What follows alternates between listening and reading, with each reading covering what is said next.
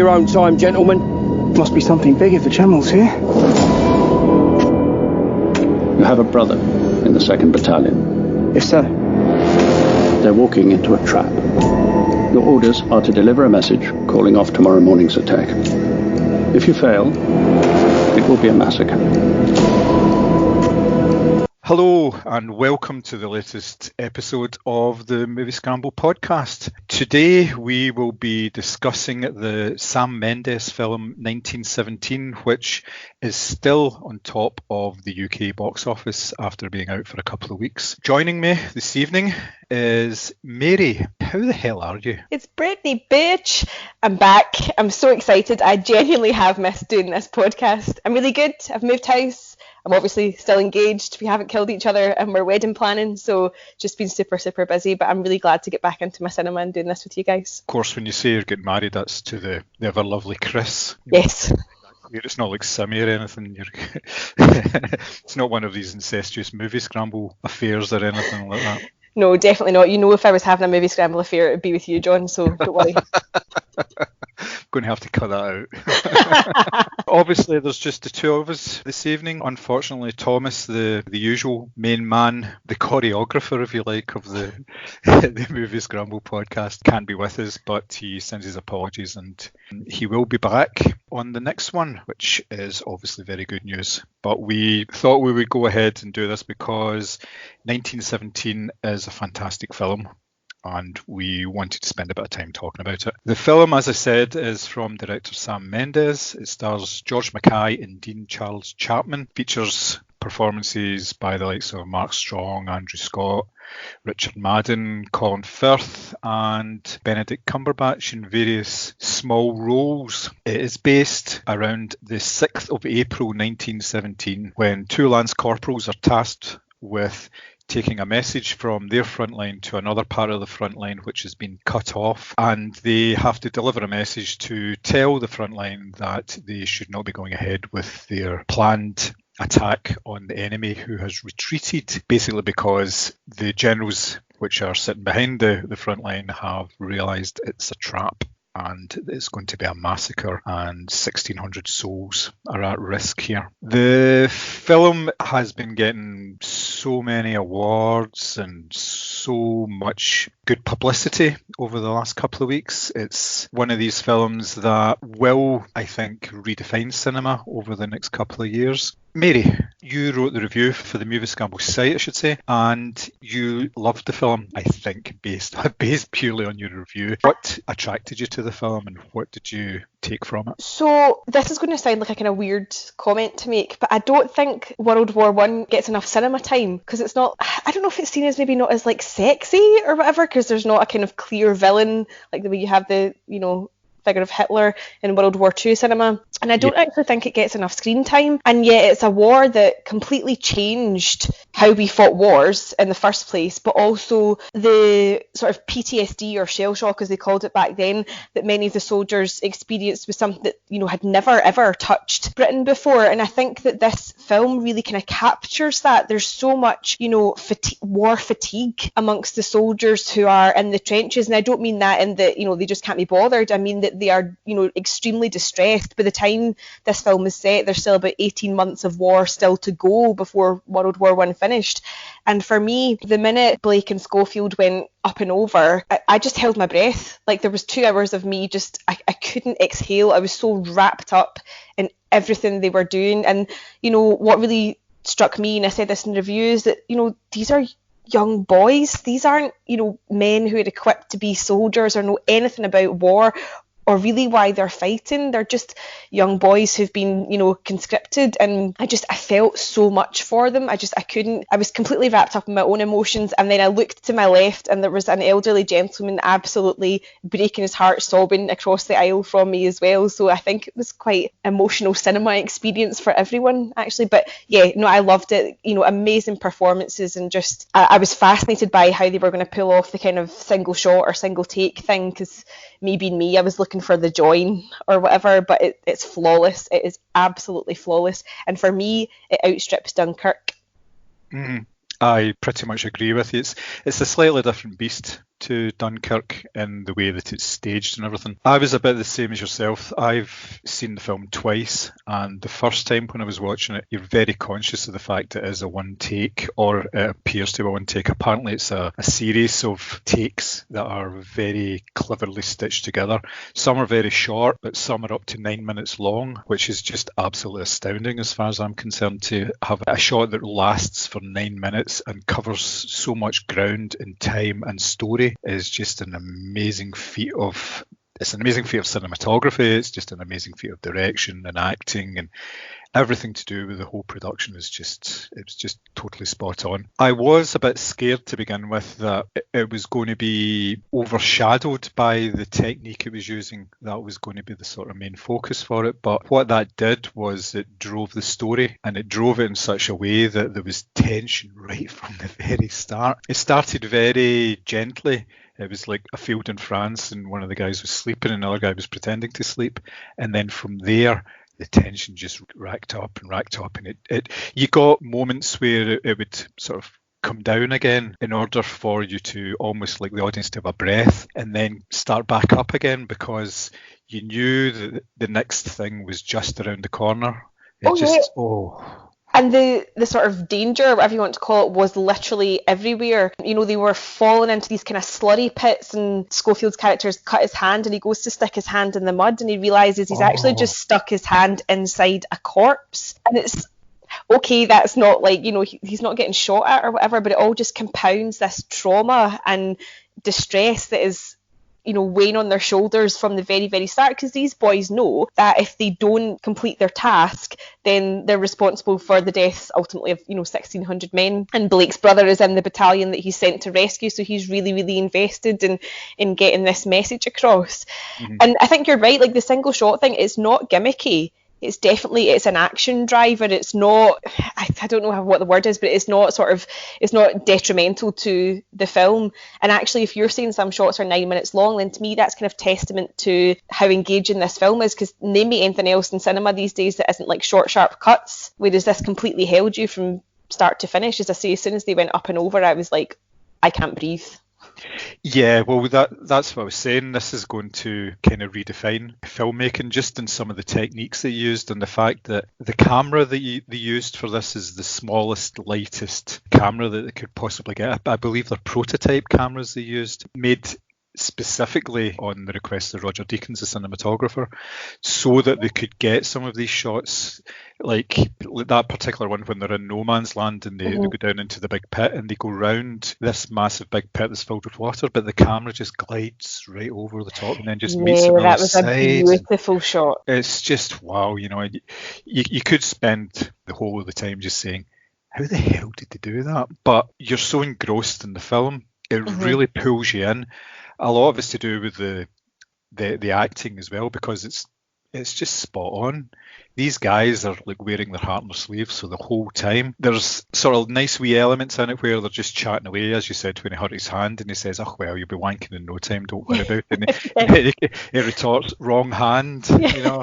So, I thought that was particularly good.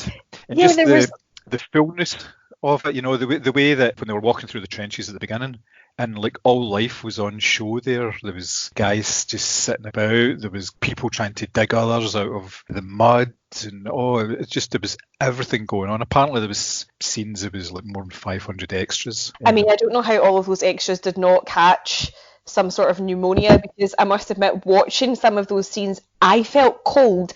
You know, they're walking through this freezing cold water that's like waist deep, or there's mud everywhere, and there was some shots where their shoes were caked in mud right up way past their ankles, and I was like, those actors must have spent that entire shoot miserable, because they must have been freezing cold and soaking wet. And then actually I was like, yeah, but there was real people doing that in the trenches. Like, those actors could go home and dry off. Like, there was real people for whom that was very much a reality for 4 years. But it really, like, there was something just kind of like, I don't know, I felt like you could feel it and like smell the cold. Do you know what I mean? It was really, really immersive.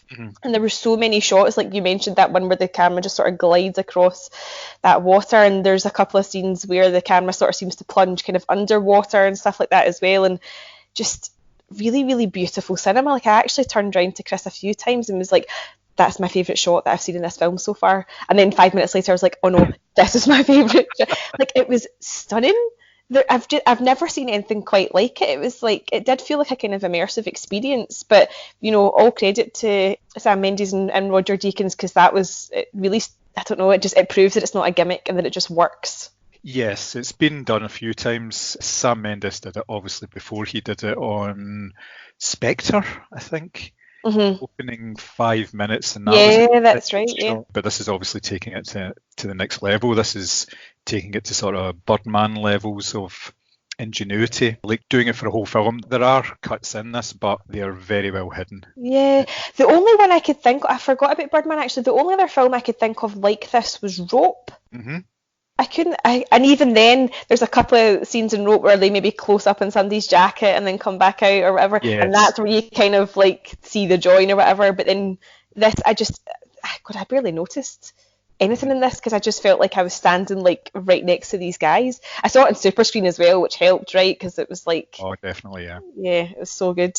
But yeah, I thought that there was a really nice sort of commentary running throughout it of, like, it's Mark Strong's character, I think, says to George Mackay's character, he's witnessed all these horrible things and he's like, best not to dwell on it. And I was like, there's this whole thing, this total British stiff upper lip thing that was very much in place at that time. And, the horrors that these guys were subjected to, there's scenes where he's wading through like bits of people, not even whole people, like bits of people. And they're just like, well, carry on because it's your duty for king and country sort of thing. And I thought George Mackay as Schofield was absolutely amazing because every time there was a kind of shot of his face, I thought he just looked horrified. Like his character was absolutely perfect. He gave a really, really good performance. Well, it was very telling, and he was saying obviously at some point in the past he'd been given leave and he'd gone home, and he says, I hated it because I knew I had to come back and I had to face this again. And it was all the bits around him, like he'd given away a medal and everything because he realised that ultimately it's just a bit of tin with a bit of ribbon attached to it. It means nothing. And just before they start off in their journey, I think it's their sergeant or whoever says, if you get this right, you might get mentioned in dispatches. Woo! Yeah.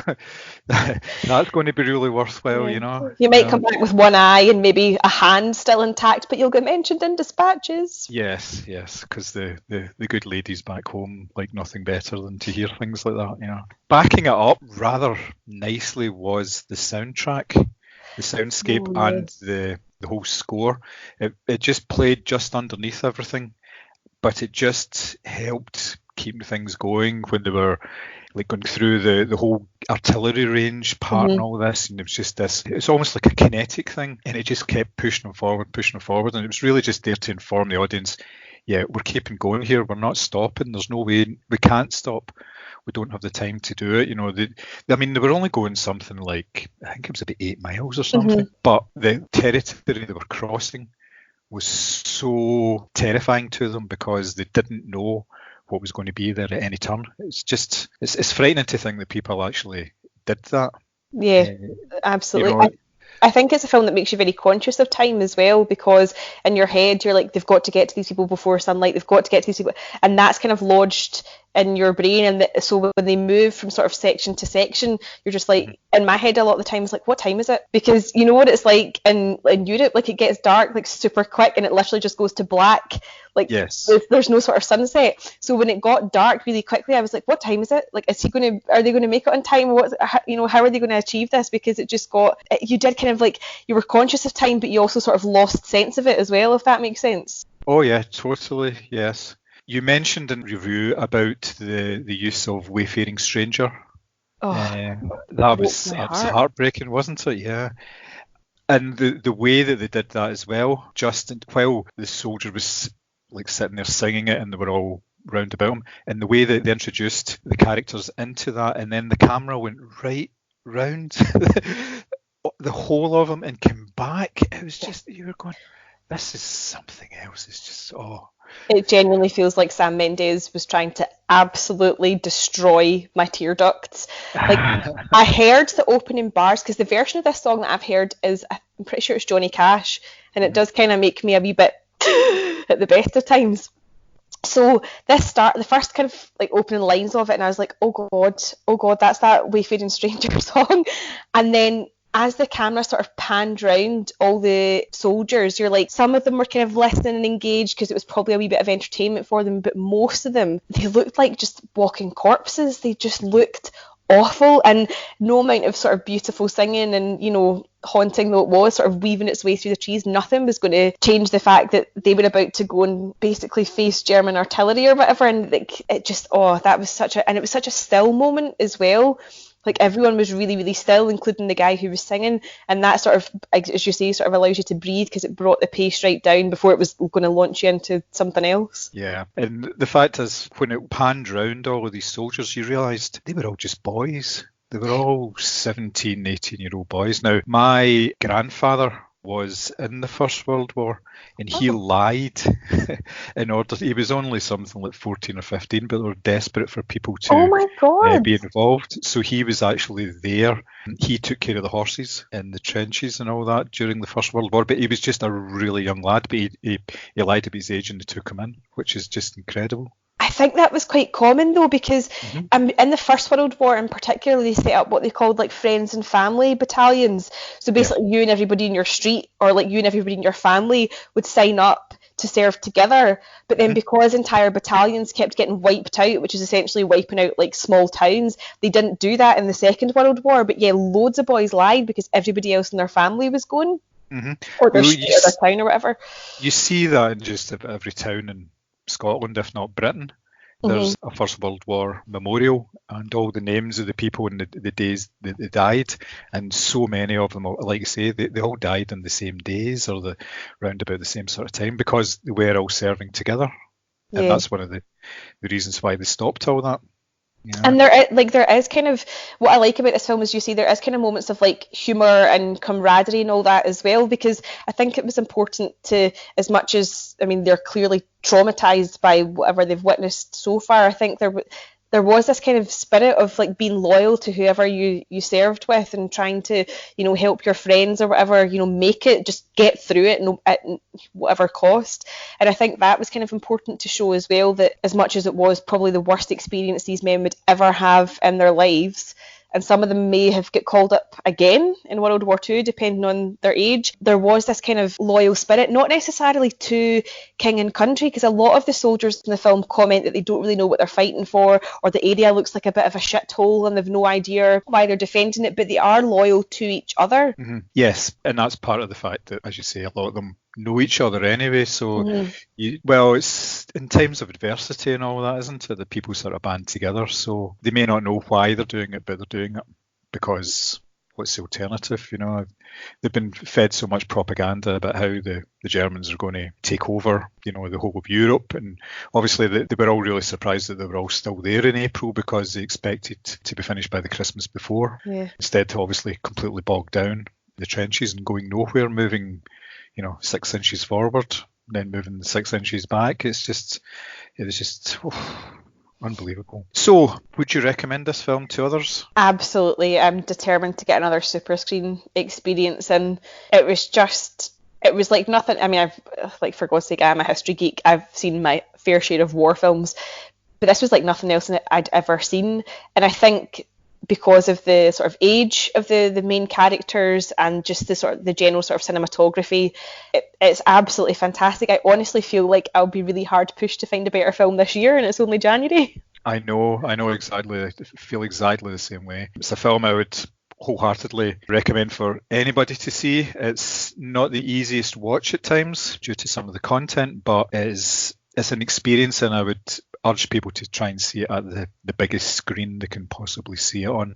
It's an amazing piece of work, and the likes of, like, obviously the one at the Producers Guild and the Golden Globes, and I don't pay much attention to a lot of these because it is just baubles, you know, backslapping, but I think some of the awards it's been getting are particularly deserved at the moment. It's very good indeed. And a shout out to Christy Wilson Cairns, who co-wrote the script, and she is from Shawlands in Glasgow. Oh, right, okay, excellent. And it came from an idea that Sam Mendes got from his grandfather, who served in the the Yeah, war I as saw a that runner, nice little apparently. notice at the end, and I was just Yeah. by that point I could barely see because of the tears. But I did see the surname was the same, and I was like, oh, he must have done this for someone in his family. So yeah. Yeah. It's pretty good. Right, so having talked about 1917, we thought it might be an idea to have a wee top three of our favourite war movies. Now, obviously, as Mary alluded to earlier, war movies have been about probably since the First World War. These lists that we have, I don't know about yourselves, but mine tends not to concentrate on sort of standard war films. Well, there's one, but that's neither here nor there. There are so many variations on films to do with war and warfare and fighting that is quite a rich topic. Now, I obviously like to stress that the views here are entirely ours, and there are other war films available should you wish to view them. As always, let us know if you have any other choices. We are always open to hearing what our listener has to say about these things. Hello, Bob. How are you doing? Oh, yay, Bob. So, Mary, your first choice of a war Sure. film?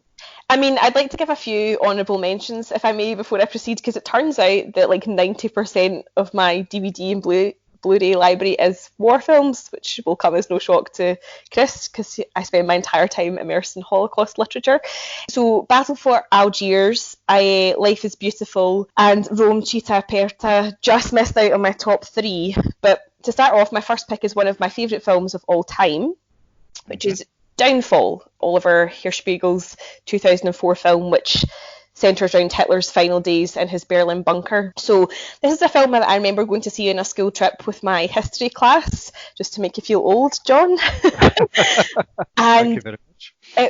It blew me away, and I know it spawned like a million sort of parody things on YouTube, but I think if you are genuinely to sit down and watch this, it's a film that's quite emotionally demanding, and again, it sort of really gets you thinking about the actual people who were involved in these situations. So Bruno Ganz stars as Hitler, but not Hitler of the maniacal speeches and shouting and salutes. This is a man who's old. He is ill and he is losing the war that he started. Bruno Ganz took a lot of criticism for taking on this role because people accused him of trying to humanise Hitler by obviously giving him the sort of Parkinson's shake and all the rest of it. And you know, he's a really respected actor and people couldn't understand why he did it. But it's a film it's quite tricky to describe. It's very claustrophobic, it's very intense. You obviously know what the outcome of this is going to be, but there's still so much that you can learn from it. Like, I didn't realise that Hitler was very ill towards the end of the war, and people were kind of watching the decisions that he were making, and, you know, nobody in his team could say to him, this is a bad idea, because he was just shouting and screaming and, you know, totally a man losing the grip of control that he had and surrounded by yes men and flunkies and all the rest of it. And in the middle of all this is Chaudel Jung, who's a secretary who was brought in to work in the bunker. And the film sort of bookended with interviews of like real life interviews of her and describing her time there. And it's bizarre because there's, you know, Berlin's getting bombed to shit outside, and Eva Braun is worried about where her next shipment of champagne is coming from. And, you know, there's so much sort of internal politics and who's best friends with who and who's trying to oust who. And it's crazy. Like, their world is literally falling down around them. And there's still these kind of like human, really trivial moments. And I think that's why it is so interesting to watch, because there are these kind of real nuggets of like human squabbles, and it's not a man who you've just seen in black and white, you know, shouting at, you know, millions of people. It is very human, but I think that's kind of the point, is that he was just a man, and, you know, so many sort of blindly followed him. It's a really, really fantastic film, and it's, as I say, it spawned a lot of kind of parodies and stuff online, but it's a film that I think will, you know, even people who think that they know a lot about World War II or know a lot about, you know, Hitler or Germany or whatever, I think it's a film that can still surprise and certainly shock. How the ending happens with Dr. Goebbels and his wife and stuff like that, that to me is still a really shocking piece of cinema. But yeah, one of my favourite films of all time, never mind one of my favourite war films. Nice. I have to admit, I have never seen Downfall. I do own it, but I have never seen it. I know, it's one of these blind spots that I've always had. But I think in terms of, you mentioned obviously it spawned a 1,000 videos based on the one scene. Mhm. In a way, it kind of keeps it in the consciousness, because if people are viewing that, they're actually going to say, well, what was actually the original one? They want to be able to understand what the references are. I think it was most recently used by Taika Waititi. He did one for Jojo Rabbit, which was Yeah. particularly good, but I've seen all sorts of various ones. It's quite something when I've seen sort of parodies more than I've actually seen the film itself, but I suppose that's the sort of the world we live in, really, isn't it? Yeah. Yep. Your Excellent first pick? choice, yeah. My first pick is a more sort of traditional film. It's Where Eagles Dare.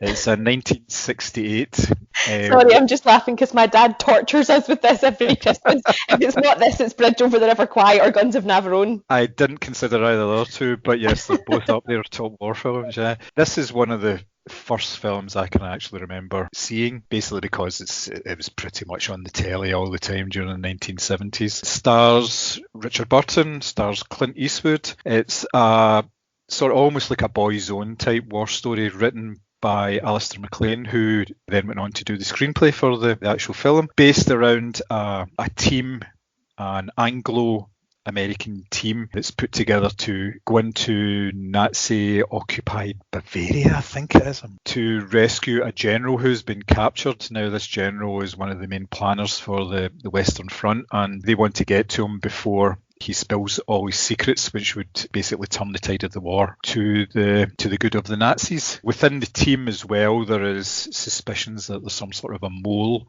and the only two that seem to be able to work together are the Clint Eastwood character and the Richard Burton character, and they just basically romp through the snow and up into the castle, and as I say, it is a bit of an adventure.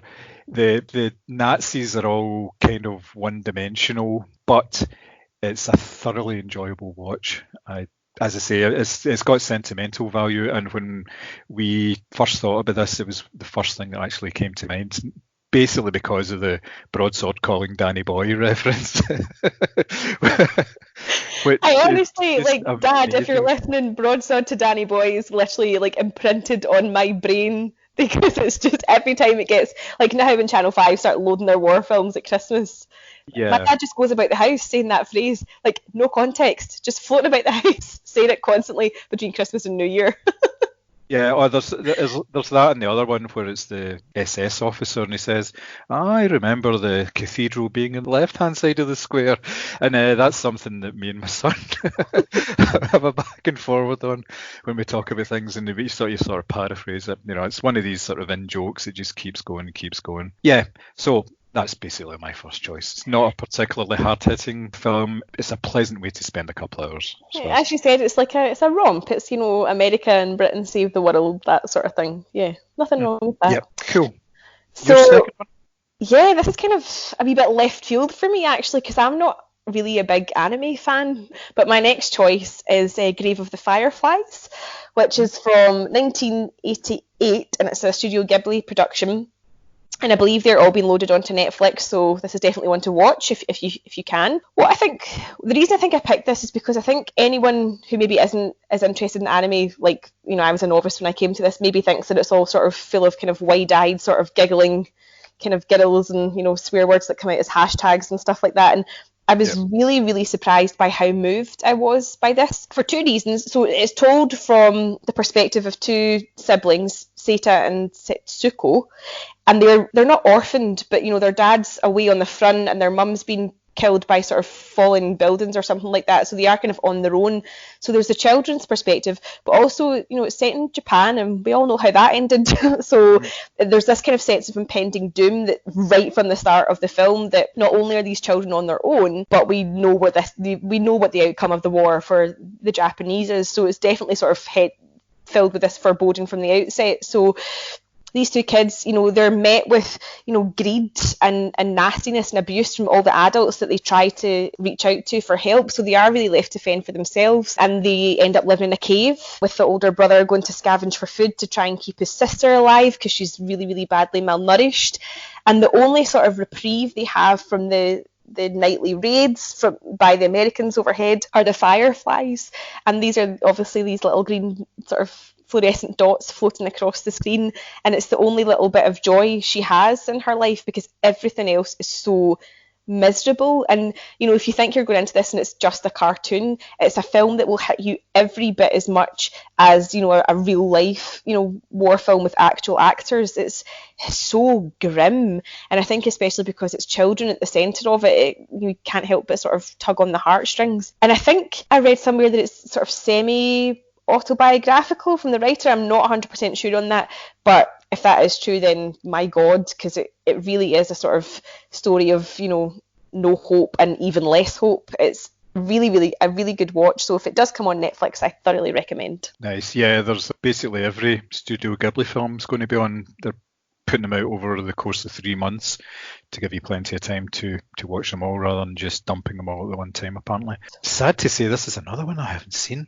I will rectify that next month, definitely, because my Studio Ghibli knowledge is very, very lacking. I've seen maybe 4 or 5 of them, and I really enjoyed every one that I saw. And like you say, they're not sort of standard anime with big wide-eyed boys and girls pretty much just wearing school uniforms all the time. It's something far deeper than that. But sorry to say, I don't really know what to say about it, I'm afraid, but just basically because I haven't seen it, Honestly, my knowledge of Studio Ghibli is zero. Like, I'm the first person to hold my hands up and go, do you know what, I'm not really an anime fan, because my perception of it is exactly the stereotypes that we described. But when I sat down to watch this, I was pleasantly surprised. It's a really, really good, it's a hard watch, but it's really, really good watch. Good stuff, good. My second choice is the 1979 film Apocalypse Now. Oof. This is basically a war film to end all war films. It took 3 years to make, which some wars are over in that sort of time. It was a real labour of love for Coppola and the team, and the stories behind the film are almost as interesting as the actual film itself. There's a very nice 25th anniversary Blu-ray edition with a documentary on it, which was shot by his wife, which shows you exactly the sort of things that they had to go through in terms of the production and avoiding weather and illness and all sorts of things. Basically, it's a retelling of the 1899 novella Heart of Darkness, which was written by Joseph Conrad. Basically updates it so that it's the Vietnam War that's the basis of it. It's the story of Captain Willard, who is tasked with going upriver in order to find Colonel Kurtz, who has gone a bit off book and is basically a law unto himself. So he's basically gone up there with the task of either bringing him back or ending him. And on the way, it's more to do with his story and his journey than it is to do with Kurtz's, but of course that is a major part of it in the end. It's got a particularly iconic opening scene with the overhead fan morphs into the doors at the end and basically takes it from there. So that basically sets the scene for you, and you're saying, well, this is just unbelievable. It's something else. It's a film that you probably didn't see the likes of before, and it kind of shows on the screen. It's a compelling story. It's a long story. It does go on, but the things that Willard gets up to during the film is just unbelievable. The people he comes across. It has parallels with 1917 and the fact that the people that he encounters are all battle weary. They don't know why they don't know why they're fighting there. They're halfway across the world and they're fighting for a cause that most of them don't really know anything about. It's like a battle against communism, but most of these guys don't know anything about that. They've just been conscripted. They've been told to protect American interests, and that's what it comes down to. When it came out, it was quite an interesting film when it came out because it won the Palme d'Or at Cannes before it was actually finished. They showed an incomplete version. Right, that's right. Won the Palme d'Or, and then it came out, grossed $150 million worldwide, even though there was mixed reviews, but it has been rightly sort of taken up as a classic of the war genre, and just as one of the best films ever made, as far as I'm concerned. Like I said, some of the stories in the background, like Martin Sheen having a heart attack, and he was struggling with various addictions at the time. When you see the scene at the start where he's drinking in the hotel room, he is actually drinking. He is actually completely off his face, and he did himself a fair amount of damage in that film for some of the problems he was going through at the time. Again, it's well documented. I would direct you to a few books and articles that sort of surround the film. Just amazing. I think I have that anniversary Blu-ray that you're talking about, because did I not read that people got, like, not dysentery or typhoid, but something like that kind of swept through the set as well, like... I don't know what the exact disease was, but people just seemed to and everyone was like, out like flies as usual. No, it's one of these films that, again, my dad introduced me to that, and it's grimy, it's sweaty, the soundtrack is incredible, and by the time, Brando's character is introduced, like you said, off book, I think that's putting it really, really mildly. But it's a fascinating film, and like a lot of war films, it involves this sort of quest of getting from A to B, but it's never that straightforward. No, it rightfully so a classic. It is a bit on the long side. You have to dedicate time to sit down and watch it, but it's so worth it. Yeah, I think it's one of these films that maybe took me about 2-3 goes to actually watch it all the way through, because it's one of these films that you think is a really good idea to start watching at 11 o'clock at night. Yeah. By about 12:15 you realise that you're never going to make it all the way. So I'm never going to make it, man. I'm not going to make it. So your third and final choice? So I'm almost kind of disappointed in myself at how mainstream I've gone when I look at what I could have chosen. So my third and final choice is Hacksaw Ridge. Say what you want about Big Mel. The dude does a good big historical epic. He really knows his shit when it comes to this.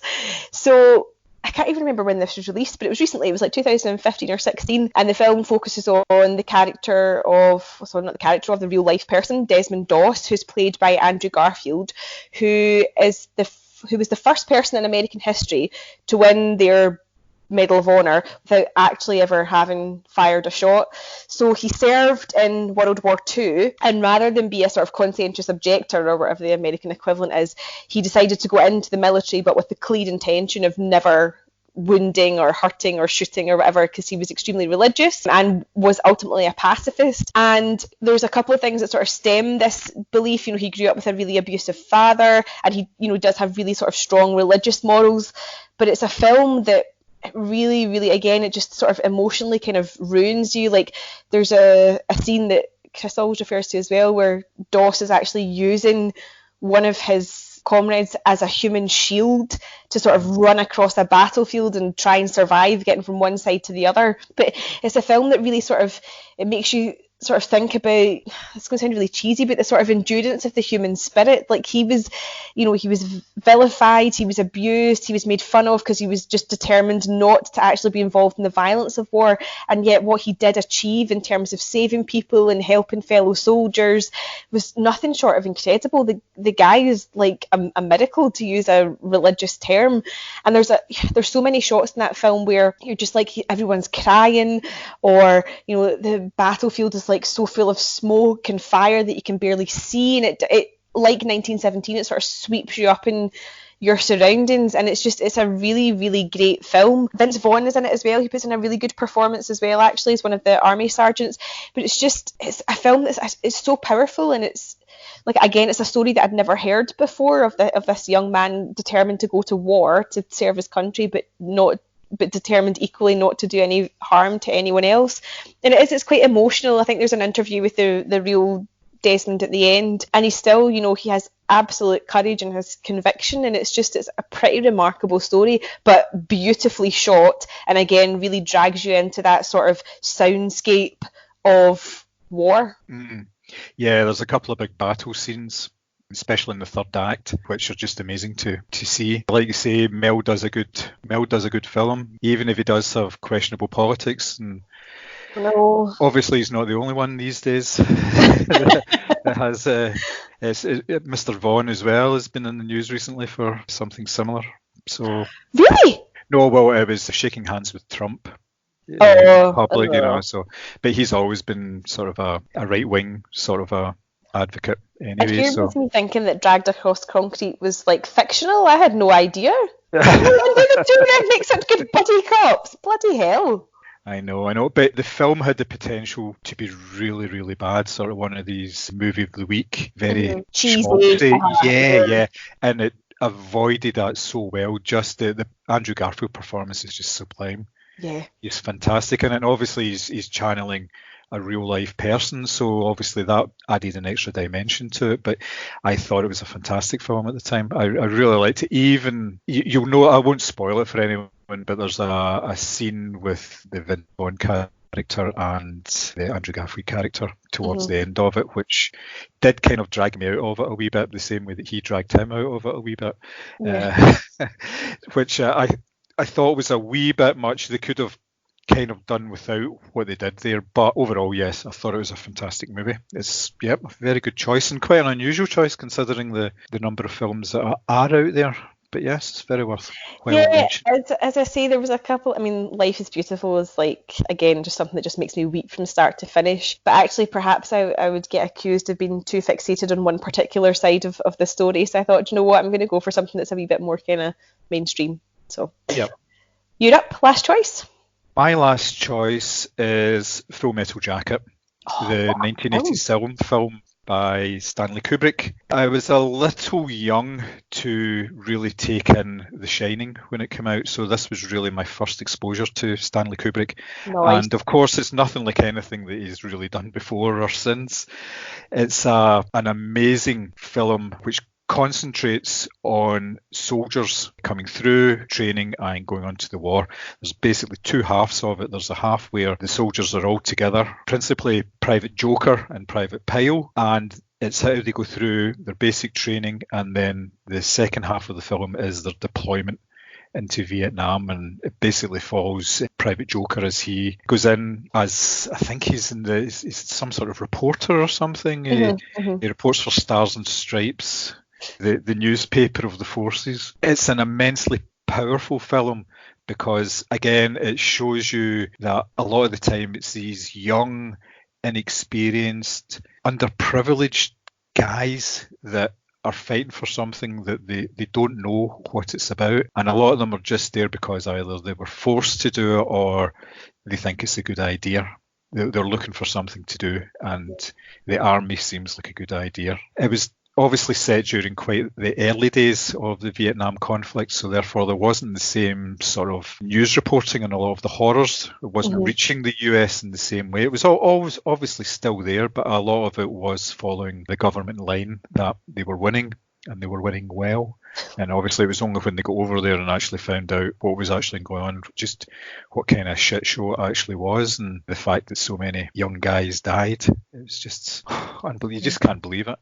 So, as I say, it's a Stanley Kubrick film. It really, really knows its subject, everything about it. The drill instructor, Lee Emery, is actually a drill instructor. He was brought in to coach the drill instructor they were going to use, and when they saw what he was doing, they just said, you can do that. You just take on that part. And I don't know if you actually remember, but actually the hit single based on that, when they were doing all their exercises and they do it to a chant and everything, they actually took that and they made that into a song with a sort of a dance beat to it, and they were able to change the tempo of it and things like that. Dig it out. It's called I Want to Be Your Drill Instructor. It's called. No way. That Seriously. Is not. Yep, it was like a top 20 hit or something back then, which is fairly crazy. That is absolutely nuts. I remember it feels to me like a kind of mainstream Kubrick, but as you say, you know, a Kubrick that absolutely knows the subject matter inside out. But I remember the first time I saw it, and that the drill instructor character scared the absolute shite out of me. Like, I knew then and there that I would never ever entertain a career, not that I ever would, but like if I was ever conscripted, I wouldn't last 5 minutes in any sort of army because that was so terrifying. But I think, again, it's quite interesting, you know, looking at the Vietnam War and how many movies about it were made so close to the actual time of the war. Like, usually we sort of wait a wee while and then we sort of reflect. But actually, a lot of the Vietnam War movies were coming out, like, you know, barely 10 years after it had finished. Yeah, and obviously there's, I touched on earlier, the Private Pyle character, Vincent D'Onofrio, in one of his early roles, and it's a piece of acting that is just superb. He goes from one extreme to the other in the space of about 50 minutes or so, this naive, helpless guy who ends up sleeping with his rifle, and then it just goes on from there. It's just absolutely brilliant, especially like his sort of main scene, which is about halfway through the film. Oh man, it's frightening stuff. So there we go. Choice really number brilliant 3. choice. You have knocked it out of the park. That's like 3 totally solid choices. Yeah, and reasonably different ones as well. Yeah. Although two of them are obviously Vietnam films rather than war films. But like you said, there is so many, Bridge of the River Kwai. Another classic. all this sort of stuff. I mean, there's even obviously things like The Great Escape and The Longest Day and all these sort of films that they do kind of stand up to scrutiny. The Great Escape was on again over the holiday period, and I sat and watched it, and it does actually hold up as a story, and it works very well, mainly because there's so many good actors in it and everything. Oh yes, super well acted. Random fun fact for any history buffs out there: the first film that Germany ever commissioned and was brought out in Germany about World War II is called The Murderers Are Amongst Us, and it was released in 1946. Wow. That close to the end of the war. Jinx. And it's a really good watch, super hard to get a hold of. I remember finding a copy of it in the university library, but totally worth the watch. Really, really interesting how reflective it is, so close to the event. Nice. Right, so you've heard our choices. We have given you a flavour of what we think of as good war films. We'd obviously like to hear from you. You can get us on the usual social media channels: Facebook, Twitter, Instagram. You can email us at podcast@moviescramble.co.uk. Go on, you can be the first. Obviously, we've been doing this for just under a year, and the response that we've had has been absolutely phenomenal from the people who have listened to us and downloaded the podcast and took the time to give us a review. If you do get the chance, please review us on the podcast app of your choice. It means an awful lot to us. It means that we are actually getting the message out there and people actually like what we hear. And it means that more random strangers will come up to Mary in the pub and talk to her, which is a very good thing. I was actually at a burn supper on Saturday night, sat next to a gentleman who also listens to our podcast. Nice. So we've got fans everywhere. And he heard that voice and he said, I know that voice from somewhere. He was like, Mary? I was like, yes, it is me. John's got wains to feed everyone, so please give us a review. And actually, we were kind of reluctant to sort of start this and a bit hesitant because we didn't think we'd sort of find an audience. So I do really appreciate anyone that does listen to us. It means a lot. Yeah, I have to say I was more reluctant than everybody else. Me and Sammy were like, well, just get John drunk and then he'll agree to. Yes, and guess what? That's the way it happened. Ta-da! So we'll finish off tonight with a quick chat on a wee news item. In The Guardian, at the weekend, there was an article about how British stars are unveiling an alternative BAFTA list. Basically, this has got to do with the fact that when the BAFTA nominations were announced, there was a real lack of diversity in most of the major categories, especially Best Film. It's 5 white guys as normal. Even in the categories that are for women, Best Female Actor in a Leading and Supporting Role was limited to pretty much white faces. And in fact, in the supporting role character, I think Margot Robbie is nominated twice for 2 different roles, which is obviously a real slap in the face for a number of actors out there who, let's face it, have been doing some fantastic work over the last year, if not even longer, without getting some of the recognition they've been deserving. What do you think about this? I think it's a tricky issue to navigate for 2 reasons. So I've actually just been reading a couple of books about female filmmakers and females who've been working in the film industry, and I learned so much about it. I learned that a woman invented the boom mic, and that in the 1920s and 30s there were literally hundreds of female directors and crew that you could have picked from, and then sort of the studio system came in and it all changed. I think the issue is that with so many things in life that we are very much conditioned to see the white dude in the director's chair or the lead actor's chair. And I think that whilst it's great that these campaigns are really highlighting the lack of diversity and across the board, things aren't going to change overnight. And I know they had this sort of Oscars So White campaign a couple of years ago, and they sort of tried to ameliorate that last year, but then that creates its own backlash with people saying, oh, you've just picked people because they're black and not because they're the best actor.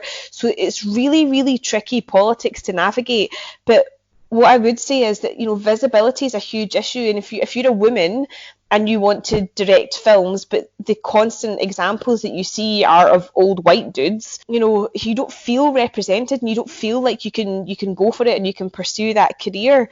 And the same goes for, Latino actors, Asian actors, black actors, all genders, and, black directors, Asian directors, all that sort of thing.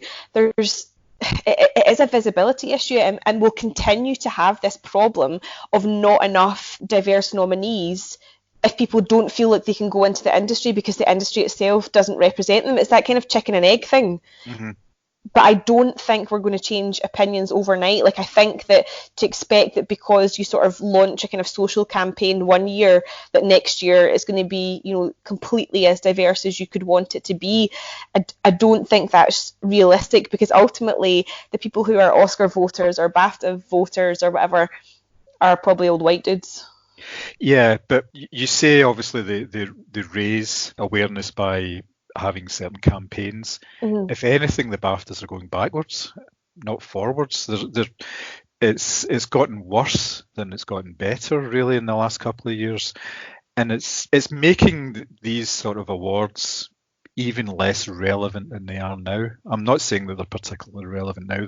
It becomes meaningless for a lot of people because they say, doesn't represent what I watch, it doesn't represent what I like, and it doesn't represent what I think is good. Now, one of the best performances of last year, in my opinion, was Lupita Nyong'o in Us. Oh, absolutely. And that's been nowhere. Part of that's to do with the fact that the film was released so early in the year, and there was so many strong films released towards the end of the year. But still, I can't understand why she wasn't even in the conversation for a lot of these things. It's beyond me. I think her performance in that is far better than any leading actress performance. Yeah, it's up for nominations in most awards. Listen, I felt really underwhelmed by both. Actually, I was kind of surprised at how little I felt engaged with what was up for award. I've seen so much better this year, and I've seen so many different films this year, and I guess it's kind of what I was saying about my war films. I watch a lot of European cinema, and Chris has certainly introduced me to anime, and I'm trying to do the Glasgow Film Festival every year, and I'm seeing a lot, a really rich range of films, and I just kind of felt that apart from one or two sort of nominations that I thought, yeah, that's well deserved, it didn't engage with me at all. Mm-hmm. Yeah. I mean, it doesn't represent anything that I'm really watching as well. It's kind of strange. But then that's what happens. The new awards get created. There's the likes of the BAFTAs, the Independent Film Awards, mm-hmm. Yep. And there's all sorts of smaller awards. Especially there's one, I'm lost for the name of it at the moment, but it goes all year. And they nominate smaller films, and then one gets chosen each month, and there's a big ceremony at the end of the year, and it includes the whole year, and it's quite diverse and everything and that. So I think it might be the Gold Awards. It's only maybe in its second or third year of going, I think. I think the thing is that the more this kind of keeps continuing this way, and the more that certain groups feel very underrepresented, I think these kind of smaller awards will actually benefit from that, because there'll be more interest and more traction because they're actually representing what people are going to see. And listen, I say that as somebody who, I bloody love a big popcorn blockbuster. That I'm buzzing for, the new Mission Impossible's coming out and the new James Bond, but that isn't all I consume. Yeah. So I think there's a real, people, whoever is that's in charge of these votes or whatever, really needs to take a step back and think about what people are actually watching, and also how they're watching it as well. Because I've seen The Irishman is obviously nominated because it's a Netflix production, but actually I think we'll see more and more of that. We'll see more kind of streaming service productions being nominated for awards. Marriage Story is obviously up as well, but I really, really think that we need to to actually reflect how people are consuming media and what they're consuming. And a lot of people are really rejecting sort of, the trip to the cinema. Mm-hmm. Yeah, it's been going on like that for a while. That's why so many films are blockbusters now, because it's the cinema experience that they're going for, rather than a mid-budget film, the likes of Marriage Story, which is made to be projected in the cinema, but majority of people will see it at home, and they'll be quite happy watching it at home, because they just want to be entertained. And you want to be entertained by good actors, and you want a good script, and you want to be involved in a story. And if you're getting that in the comfort of your own home, then that's what people are going to do more and more. Yeah, and I definitely think that, kind of smaller festivals, like obviously you and I are hoping to go to Glasgow, although I would say that's kind of slowly getting bigger, are going to benefit from this as well, if again they cater to a more sort of diverse range of needs. And that's what it is. It is a need. It is a need to see, I'm a woman. I want to see female directors being nominated for good work, and not out of tokenism, but because it's merited. Yes, absolutely, yes. Everything should be in merit. It shouldn't just be because of a person's skin tone or anything else to do with that. It should all be in merit, but a lot of the time you're not even getting to play in the same field. No. It's just, this is the way of it. Somehow I don't think we're going to solve this problem between us. No, hashtag fuck the patriarchy and be done with it. Yes, yeah. Speaking as a middle-aged white man, You and your privilege. Yeah, I'm fighting the power in my own way. So that's us done then for another Moviescramble podcast. I'd just like to thank Mary for your insightful input as ever. It's been a real pleasure. And as I say, I'd like to thank all our listeners for everything. Yeah. So from myself, it's cheerio, and see you next time. Good night.